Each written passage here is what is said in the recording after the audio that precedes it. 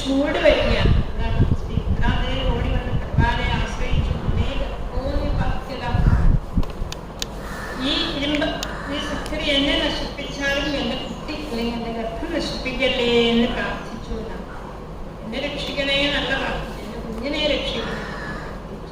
അപാണ്ഡവമിതം കർത്തം, പാണ്ഡവന്മാരുടെ നേരെയും ഇങ്ങനെ 5 അസ്ത്രം അശ്വത്ഥാമാവ് കൊടുത്തു വിട്ടു. ഇങ്ങനെ വന്നപ്പോ ഭഗവാൻ എന്ത് ചെയ്തു? ഗർഭത്തിൽ പ്രവേശിച്ചു. അതായത് ഈ പിരലിന്റെ വലിപ്പത്തിൽ ഒരു പെരുവിരൽ വലിപ്പത്തിൽ വെച്ചു സുദർശന ചക്രവും ധരിച്ചുകൊണ്ട് ഈ ഉത്തരയുടെ ഗർഭത്തിലേക്ക് ഭഗവാൻ പ്രവേശിച്ചതോടുകൂടി എന്തായി? ആ ഈ ചൂടൊക്കെ മാറിയിട്ട് നല്ലൊരു കുളിർമ അനുഭവപ്പെട്ടു ഉത്തരാദേവി. ആ മുഖം കണ്ടപ്പോ കുന്തി എല്ലാ അമ്മമാരും കരഞ്ഞുകൊണ്ടേയിരിക്കുകയായിരുന്നില്ലേ? അപ്പാടെ ഒരമ്മയുടെ ഗർഭത്തിലേക്ക് പറ്റും ഇങ്ങനെ അസ്ത്രം അയക്കാൻ എത്ര കുത്തക്കെട്ട പരിപാടിയല്ലേ. നമ്മുടെ അറക്കാൻ കൊണ്ടുപോകണത് ആണെങ്കിൽ പോലും ഗർഭിണിയാണെന്നെ കൊണ്ടാക്കണം. ഇതിപ്പോ ഗർഭിണിയുടെ നേരെയാണ് അസ്ത്രം പ്രയോഗിച്ചത്. അതൊരു ബ്രാഹ്മണൻ. അങ്ങനെ ആ അസ്ത്രം ഇതിൽ നിന്ന് രക്ഷ കിട്ടി ഉത്തരാദേവിക്ക് എന്നങ്ങനെ മനസ്സിലാക്കിയപ്പോൾ കുന്തി ദേവിക്ക് അത്യധികമായ ആനന്ദമുണ്ടായി. പ്രയാണാഭിമുഖം കൃഷ്ണം ഇതമാസതി. കുന്തി ദേവി ഓടി വന്ന പദങ്ങളിൽ നമസ്കരിച്ചു. അങ്ങനെ ഇന്നുവരെ ഉണ്ടായിട്ടില്ല. കുന്തി പറഞ്ഞു, നമസ്യേ പുരുഷം വാദ്യമീശ്വരം പ്രകൃതേ പരം അലക്ഷ്യം സർവഭൂതാനാം ഗർഭഗിരവസ്ഥിതം. അച്ഛമ്മങ്ങളാണ്. അപ്പോൾ നമസ്കരിക്കേണ്ട കാര്യമൊന്നുമില്ല. അച്ഛൻ്റെ സഹോദരിയാണ്. അപ്പം അങ്ങനെയാണ് ഇന്ന് നമസ്കരിക്കാറുള്ളത്. ഇന്നിവിടെ നമസ്കരിച്ചു. പുരുഷനെ നമസ്കരിക്കുമ്പോൾ കാരണം ഈ പുരുഷൻ എന്ന വാക്ക് നമ്മൾ പറയുന്ന അർത്ഥമല്ല. സ്ത്രീകളുടെ സീറ്റിൽ പുരുഷന്മാർ ഇരുന്ന് യാത്ര ചെയ്യുന്നതൊക്കെ പറയാറുണ്ട്. ആ പുരുഷനെ അല്ല. പുരുഷേതയിലെ പുരുഷ ശരീരത്തിന്റെ ഉള്ളിലിരിക്കുന്ന ചൈതന്യത്തിന് ബാക്കിയെല്ലാം സ്ത്രീകളാണ്. പ്രധാനമന്ത്രി നമ്മുടെ ആരും ചോദിച്ചു, അമ്മ ഈ സ്ത്രീകൾക്ക് സഹസ്രനാമം ജപിക്കാവും. അപ്പൊ അമ്മ ചോദിച്ച സ്ത്രീ അല്ലാണ്ട് സ്ത്രീ എന്നുള്ളതിനാൽ സത്വഗുണം, രജോഗുണം, തമോ ഗുണം ഇത് 3ഉം ചേർന്നു. അതിങ്ങനെ മാറി മാറി വരുമ്പോൾ ഒക്കെ സ്ത്രീകളാണ്. എല്ലാവരും മായയ്ക്ക് അടിപ്പെട്ടവരാണ്.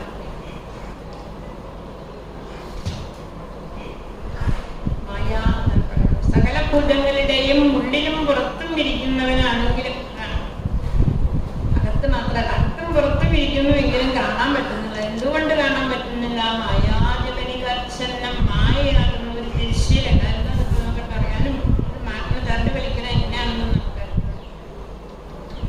ഇന്ദ്രിയങ്ങൾക്ക് വിഷയമല്ലാത്തവരും അപരിച്ഛിന്നനുമായ അങ്ങേ വേഷം കെട്ടിക്കളിക്കുന്ന നാമരൂപങ്ങളെ കാണുന്നവർ നടനെ കാണാനുള്ള നമ്മളെല്ലാവരും വേഷം കെട്ടിക്കളിക്കുകയാണെന്ന് നമുക്കറിയില്ല. പക്ഷെ നടനതറിയാം. പരമഹംസന്മാരായിരിക്കുന്നവരൊക്കെ ഭക്തിയോഗം കൊണ്ടല്ലേ ഭഗവാനെ അവിടുത്തെ കാണും. പക്ഷെ സ്ത്രീ ആയിരിക്കുന്ന ഞാനെങ്ങനെ കാണുന്നു എന്ന് കുന്തിദേവി ചോദിച്ചപ്പോ ഭഗവാൻ ചോദിച്ചു, അല്ല അക്ഷരങ്ങളപ്പോ ഇതുവരെ എന്നെ കണ്ടിട്ടില്ലേ? കണ്ടിട്ടുണ്ട്. എങ്ങനെ കണ്ടു? കൃഷ്ണായ വാസുദേവായ, വസുദേവന്റെ എനിക്ക് ശ്രേഷ്ഠനായിട്ടൊരു ഏട്ടനുണ്ട്. ആ ഏട്ടന്റെ മകനായിരിക്കുന്നവനായിട്ട് ദേവകീ വസുദേവന്മാരുടെ പുത്രനായിട്ട് നന്ദഗോപകുമാരായ, ഈ നന്ദഗോപകുമാരനായപ്പോഴാണ് ഇത്രയും മിടുക്കനായത്. വസുദേവന്റെ പുത്രനായിട്ട് കൊട്ടാരത്തില് താമസിച്ചെങ്കിൽ ഇത്രയും വലിയ ആകർഷണമൊന്നും കൃഷ്ണന് വരില്ല. അദ്ദേഹത്തിന്റെ കൂടെ പോകുമ്പോഴാണ് ഈ മനയോരെയും മൈപ്പീലിയും കാതില് കർമ്മികപ്പൂവൊക്കെ തൂക്കിയിടാൻ തോന്നുന്നത്. അങ്ങനെ ഗോക്കളെ പരിപാലിച്ചു കൊണ്ടിരിക്കുന്ന ശ്രീകൃഷ്ണന് നമസ്കാരം. പങ്കജനാഥായ നാഭിയിൽ താമരപ്പൂവല, താമരപ്പൂ മലയോടുകൂടി, താമരപ്പൂവലയുടെ കണ്ണുകളോടുകൂടി, ആ നീണ്ട കണ്ണുകൾ സത്യത്തിനെ കാണുന്ന കണ്ണുകളാണ്. താമരപ്പൂവലയുടെ തൃപ്പാദങ്ങളോടുകൂടി അവിടത്തേക്ക് നമസ്കാരം. ദേവകീദേവിയോടും എന്നോടും അവിടുന്ന് കാരുണ്യം കാണിച്ചു. പക്ഷെ അമ്മയേക്കാൾ കാരുണ്യം എന്നോട് കാണിച്ചു. വിമോചിതാഹം ജസഹാത്മജാവിപോ, എന്നെ രക്ഷിക്കുമ്പോ എന്റെ മക്കളെയും കൂടി ദേവകീദേവിയെ രക്ഷിച്ചപ്പോൾ ദേവകീദേവി. അതുകൊണ്ട് എനിക്ക് അവിടുത്തെ അമ്മയെ പ്രാർത്ഥിക്കാനുള്ളൂ. ഗുരു എന്തെല്ലാം ആപത്തുകൾ വന്നൂലെ. ഇറക്കില്ലത്തിൽ ഇത് ചുടാൻ നോക്കിയത് മഹാഗ്നേ പുരുഷാദ ദർശന. ദുഷ്ടന്മാരായിരുന്നു എത്രയോ അസുരന്മാര്, ബകാസുരന്മാർ, അനേക മഹാരഥന്മാരിൽ നിന്ന് അവരുടെ അസ്ത്രങ്ങളിൽ നിപ്പത് ഈ ദ്രൗണിയുടെ അശ്വത്ഥാമ വയച്ച ബ്രഹ്മാസ്ത്രത്തിൽ നിന്നും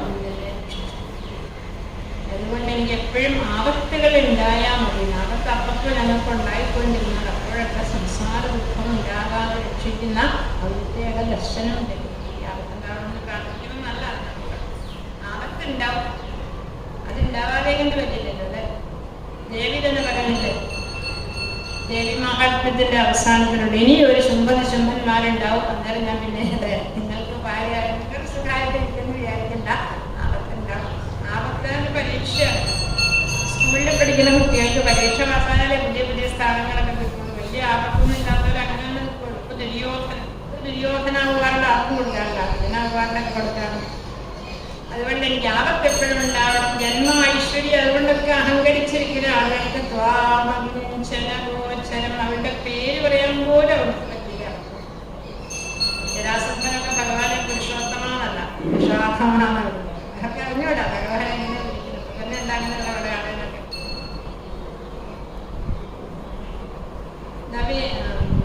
ജന്മകർമ്മജ വിശ്വാത്മൻ നരസ്യാകർത്തൃരാത്മനാതിര്യശിശുയാദൂതലത്യന്തവിഡംബനം. ഭഗവാൻ മത്സ്യകൂർമ്മ അവതാര നരസിംഹാദി അവതാരങ്ങളൊക്കെ എടുത്തിട്ടുണ്ട്.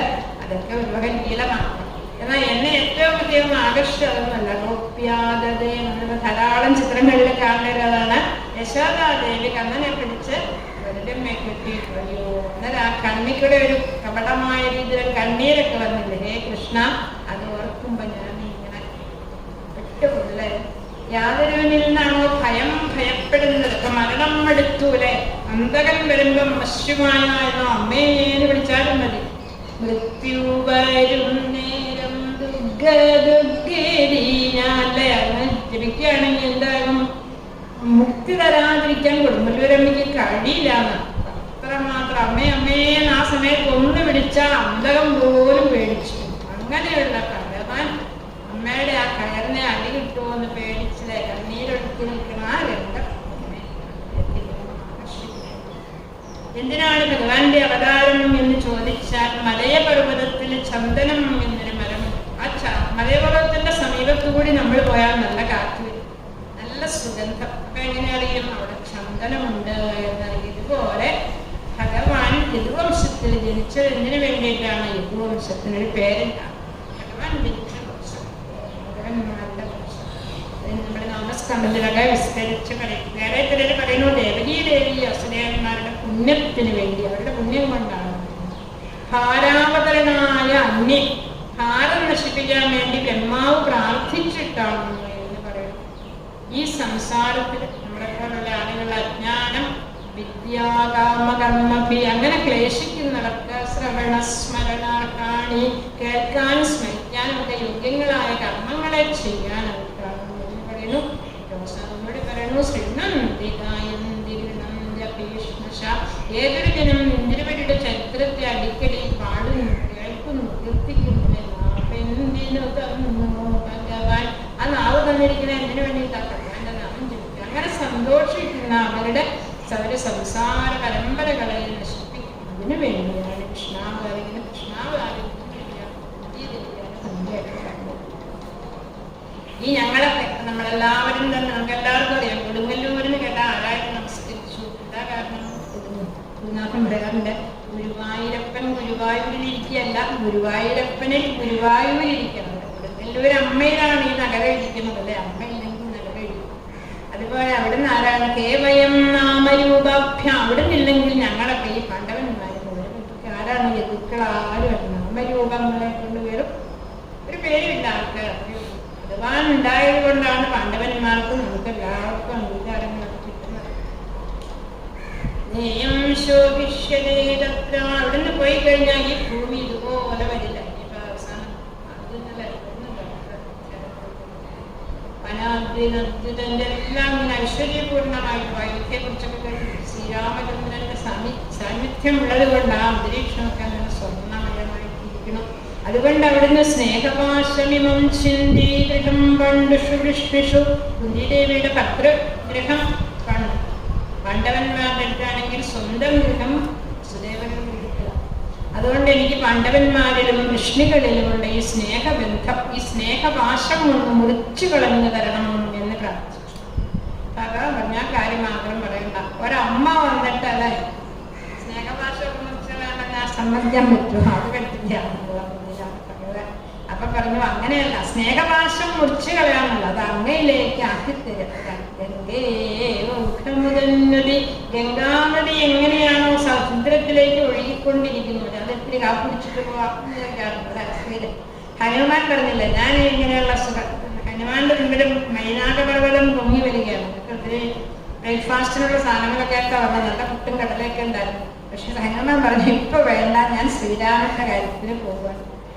അതുപോലെയാണ് ഗംഗാനദി സമുദ്രത്തിലേക്ക് പ്രവഹിച്ചുകൊണ്ടിരിക്കുമ്പോ ആരെങ്കിലും വന്നാൽ ആളുകളെ കൂടെ കൊണ്ടുപോകുന്നല്ലാണ്ട് അവിടെ തിരാൻ നിർത്താൻ നിൽക്കുന്നില്ല, അങ്ങനെ പോയിക്കൊണ്ടേയിരിക്കും. ഇതുപോലെ എൻ്റെ മനസ്സ് ഇതിലേക്ക് ഒഴുകണം, പരമ പ്രേമമുള്ളതായിട്ട് ഭവിക്കാൻ ഭഗവാനെ അനുഗ്രഹിക്കണം.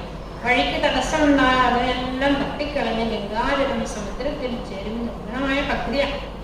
ഇതാണ് ഒരു വീട്ടമ്മ പ്രാർത്ഥിച്ച് നമ്മളിപ്പോ അങ്ങനെയുണ്ടായിരുന്നു പ്രാർത്ഥിക്കാറുണ്ടോ അവരുടെ കല്യാണത്തെ ഇങ്ങനെയുള്ള കാര്യങ്ങളൊക്കെ അറിയാം. അമ്മമാർക്ക് വന്നെങ്കിൽ വിദേശത്ത് പോയിട്ടുള്ള മകൻ ഒരു 5-8 പേരെ കൂട്ടിക്കൊള്ളാൻ പോയി അവരൊക്കെ തിരിച്ചു വിദേശത്ത് പോകണമെന്നാണ് അവരെല്ലാവരും. അപ്പൊ സ്തുതിയിലേക്ക് കഴിഞ്ഞു. അതൊന്നും അല്ല നമ്മൾ ആഗ്രഹിക്കേണ്ടത്, എപ്പോഴും നമ്മുടെ മനസ്സിൽ ശ്രീരാമകൃഷ്ണദേവനെ ഇങ്ങനെ സമാധിയിൽ നിൽക്കുക. എങ്ങനെ നിൽക്കണം എന്ന് നിൽപ്പിലേ ഭഗവാനിലേക്ക്. അല്ലയോ ഭഗവാനെ ശ്രീകൃഷ്ണ കൃഷ്ണ സഖ അഗ്രപ്രാണപ്രിയനായിരിക്കുന്ന അവിടുന്ന് ക്ഷയിക്കാത്ത വീരപ്രഭാവമുള്ള അവിടുന്ന് ഗോവിന്ദ ഗോദ്വിജസുരാത്രിഹരാവതാര അവരെല്ലാവരുടെയും സങ്കടത്തെ നശിപ്പിക്കാൻ വേണ്ടി അവതരിക്കുന്ന ഭഗവാനെ ഞാൻ നിന്റെ വെടിയാക്കി യോഗേശ്വരാഖിലഗുരോ ഭഗവൻ നമസ്തേ. ബ്രാഹ്മണാദികളുടെ അത് രണ്ടും ഇല്ലെങ്കിൽ പിന്നെ ബാക്കി ഒന്നും ഉണ്ടായിട്ട് കാര്യമില്ല. അറിവുള്ളവര് വേണം, പശുക്കളും ഒക്കെ വേണം. അവരുടെ ഒക്കെ രക്ഷയ്ക്കായിക്കൊണ്ട് ഭഗവാൻ അവതരിച്ചുകൊണ്ടേ നമസ്കരിക്കണോ എന്ന് പറഞ്ഞപ്പോ ഭഗവാൻ ഒരു ചെറിയ സമ്മാനം കൊടുത്തു.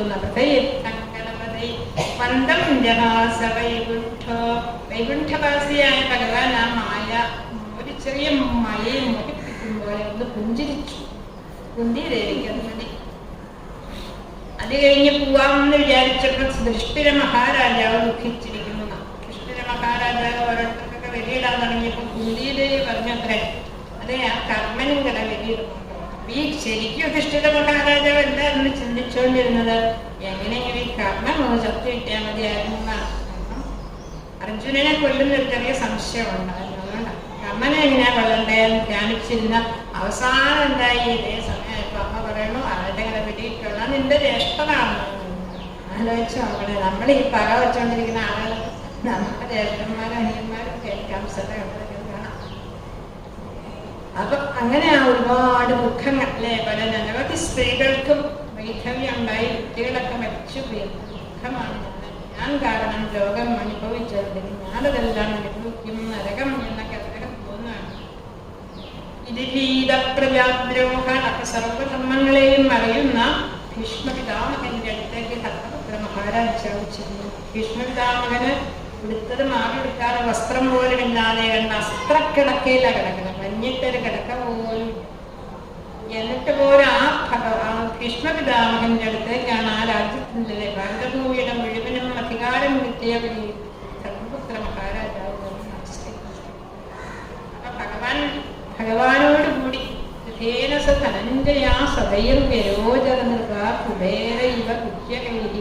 കുബേരൻ എങ്ങനെയാണ് കുര്യകന്മാരെ കൊണ്ട് ശോഭിച്ച് ദേവിക്കറി അല്ലെങ്കിൽ പുഷ്പക വിമാനത്തിലൊക്കെ പോകുന്നത്, ഇതുപോലെ ധർമ്മപുത്ര മഹാരാജാവ് ശ്രീകൃഷ്ണനോടും മറ്റ് ബ്രഹ്മർഷി ദേവർഷി സംഘങ്ങളോടും കൂടി ചെന്ന് ഭീഷ്മപിതാമഹനെ വന്ദിച്ചു. അദ്ദേഹം മനസ്സുകൊണ്ട് എല്ലാവരെയും നോട്ടം കൊണ്ടൊക്കെ ഭഗവാനെ മനസ്സുകൊണ്ടും പൂജിച്ചു.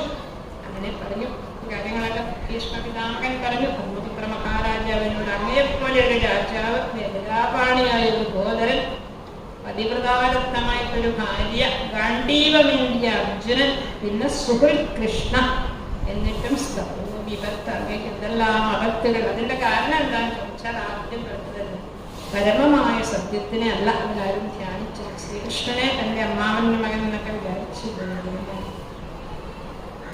ഏതായാലും ആ സമയത്താണ് യുധിഷ്ഠിര മഹാരാജാവ് അനവധി ചോദ്യങ്ങളെ ചോദിക്കും. എന്താണ് ദാനധർമ്മം, എന്താണ് വർണ്ണധർമ്മങ്ങൾ, എന്തൊക്കെയാണ് ഗൃഹസ്ഥധർമ്മം, എന്താണ്, അങ്ങനെ എല്ലാ ധർമ്മങ്ങളെ കുറിച്ചും ചോദിച്ച് അതിന്റെ ഉത്തരമാണ് മഹാഭാരതത്തിലെ ശാന്തി പർവ്വം. 100 അധ്യായം.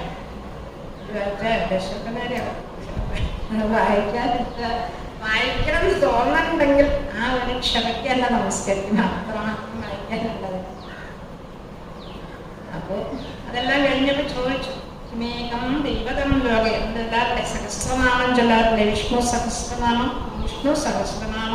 ഈ കുത്തിക്കയറുന്ന അസ്ത്രങ്ങളെ കിടക്കിയാക്കിയിട്ട് അതുമേ കിടന്നുകൊണ്ട് ഭീഷ്മപിതാമഹൻ ചൊല്ലുക. നമുക്കൊന്നും ഇരിക്കുമ്പോ അപ്പൊ തന്നെ AC ഇടും, ഫാനിടും, പിന്നെ കസേര എല്ലാം കഴിഞ്ഞാലും നമ്മൾ ഉറങ്ങിപ്പോകും സഹസ്രാമം കേൾക്കുന്നത്. അപ്പൊ ആരാണ് കിമേകം ദൈവതം ലോകയിലെ, ലോകത്തിൽ ആരെയാണ് കീർത്തിക്കേണ്ടത് എന്ന് ചോദിച്ചപ്പോൾ ശ്രീകൃഷ്ണ ഭഗവാനെയാണ്. അത് എന്ത് നാമങ്ങളെ കൊണ്ടാണ് എന്ന് ചോദിച്ചപ്പോൾ സഹസ്രനാമം കൊണ്ടാണ് എന്ന് പറഞ്ഞ് വിഷ്ണു എന്നുള്ള ആ സഹസ്രനാമവും കൂടി അവരൊഴിച്ച് ഉപദേശിച്ചു. അതിലേക്കും ഉത്തരായണം വന്നു. ഈ ഭീഷ്മപിതാമഹൻ ശാപം കിട്ടി വന്നൊരു ദേവനായിരുന്നു പന്ത്രണ്ട്. അപ്പോ ഭീഷ്മപിതാമഹൻ അങ്ങനെ